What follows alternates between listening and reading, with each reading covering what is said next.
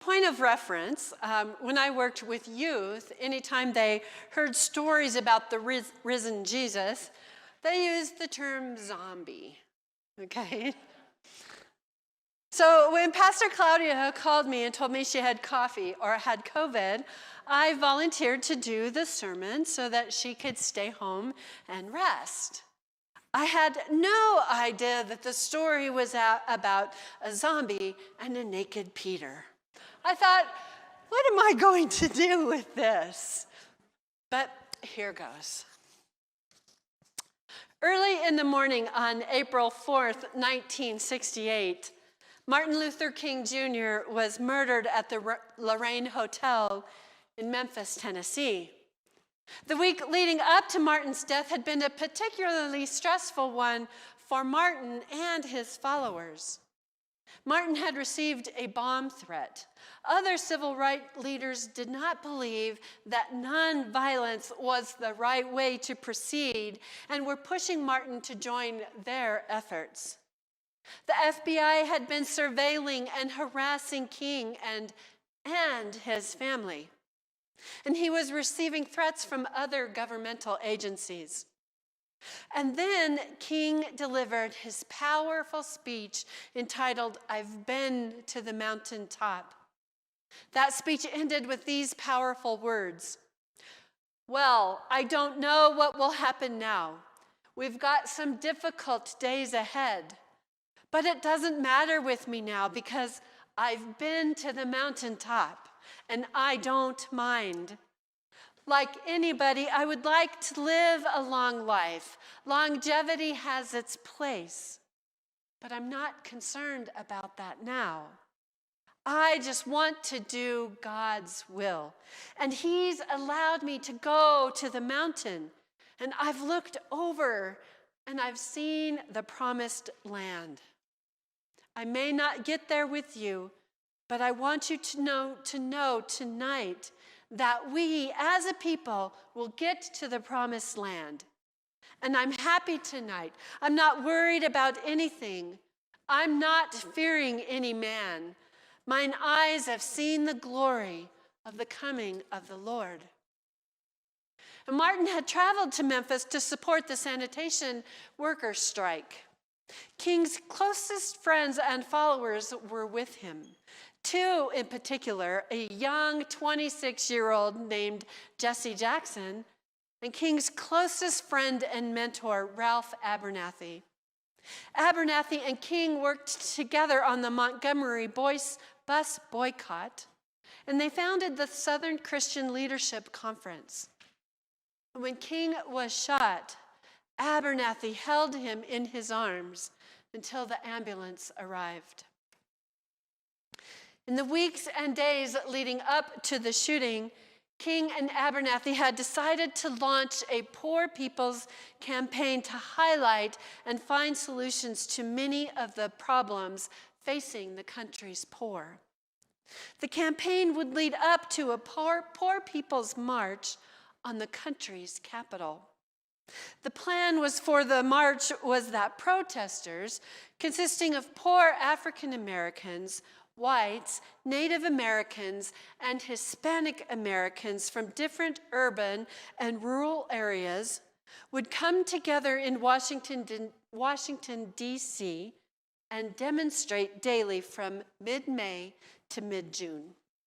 They hoped that this would persuade Congress and the federal executive branch to take serious and adequate actions on jobs and incomes.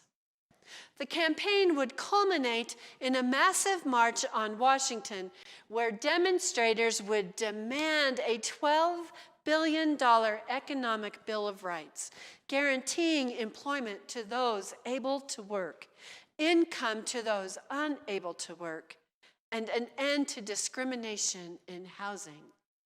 And we still need that today. The Poor People's Campaign was still in the planning stages when King was murdered. But nevertheless, the Poor People's March took place on June 19th, 1968, led by Ralph Abernathy.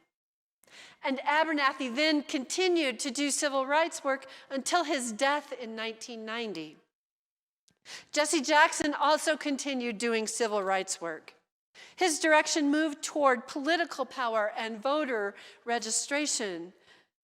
Jackson began to use political power in ways that had not been done before.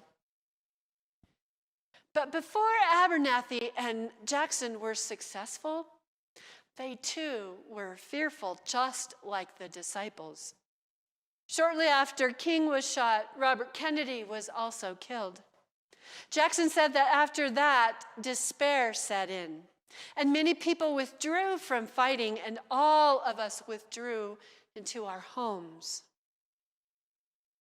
Then, after much confusion and despair, Jackson said there were those who became alive and never went back. Like a kind of coefficient of expansion, they swole up and left their fears behind, and they never stopped fighting for civil rights. Martin Luther King Jr. was their role model, and they would not forget the lessons he taught. Martin's role models were Harriet Tubman and Frederick Douglass, and he would not forget the lessons they taught.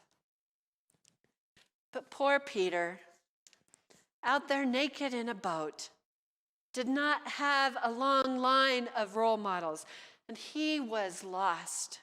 It seems he forgot the lessons that Jesus had taught him. And now just as an aside, it is not known why Peter was naked. There are a lot of ideas, but certainly there is no consensus, and we can't ask Peter. But Peter and the rest of the disciples had not had a good week either. There was the tension-filled emotional high of their entry into Jerusalem, followed by extraordinary events in the temple. A Passover meal unlike any other, with an incredible speech by Jesus. An intense experience in the Garden of Gethsemane. An unexpected betrayal, an armed arrest, a series of denials, a mock trial, a jeering mob, and a bloody execution. Surely in the days and weeks following Jesus' death, the disciples had to be crushed and numb, confused as to what their next step should be. They were in deep grief and despair. As a matter of fact, they were found hiding in a house. And in today's text, Peter decided to simply do what he had always done before: go fishing. But Jesus had other plans. Jesus appears and offers them a roadmap, a new way. First, he offers them a reimagined way to fish. Cast the net to the right side of the boat. They had been fishing all night long and not caught a single fish. And Jesus offers them a new way, simple as it may seem: go to the other side. It's Jesus' way of saying, I know you've been doing it this way, but why don't you try this? With Jesus, everything can be reimagined, renewed, and reinvigorated. But churches get stuck in this type of thinking. Park Hill may be stuck in this type of thinking. Oh, we've tried that. Oh, David didn't do it like that. I've even heard Phil didn't do that. Tammy always did this. Well, friends, Jesus is offering us new ways of doing things. Can I get an amen? You know, as an example, 2 weeks ago, Michelle Ferguson said, let's rethink and reimagine how we are doing senior support and do it in a new way. And as our friend Larry Ricketts likes to say, God is still speaking. Let us listen. Jesus next offers the disciples communion, a new way to recognize God. He says, "Come and have breakfast." The disciples can smell the fish and the bread cooking on the open fire. And as Paul Garrett wrote to the Luncheon Lectionary group, "The new day is here. Come and have breakfast. Life begins anew." Isn't that beautiful? Come and have breakfast. The new day is here. Life begins again. Every day is a new day to make new choices, to live the lives that we have been called to live. It's a new day to spend tender time with God in prayer, resting our minds. And could it be that such quiet immersions of ourselves in the presence of God is the key to recognizing God in our daily lives and in ordinary moments? I believe it is. The Last Supper was not the last meals that the disciples would have with Jesus. He invited them to once again be fed and nourished and to recognize God in the breaking of the bread, as we will do today. And Jesus next offers grace. He shows us that it is far more important. He shows us that far more important than Peter's denial is God's grace and Peter's inclusion in the beloved community. Jesus restored this relationship with the commandment to feed and tend my sheep. In other words, even though I am gone, the work continues. You are now my hands and feet. You are now God's love in this world. Care for my people in a new and reimagined way. It is as if our denials of God are somehow redeemed by our loving encounters with God when we help others among us. And what did Peter do? The disciple whose life had been marked by impetuosity and denial? He became the leader of the early church and the founder of the church of Antioch and the church of Rome. He became an example for many for years to come. And Ralph Abernathy and Jesse Jackson did the same thing. They knew their leader was gone and continued with the work. Jesse Jackson was asked, "What was the greatest lesson you learned from Dr. King that allowed you to continue in that moment of despair?" His response, "Deep water does not drown you. You drown when you stop kicking. You can't give up. Even when it's dark, you must always know that the light is upon us."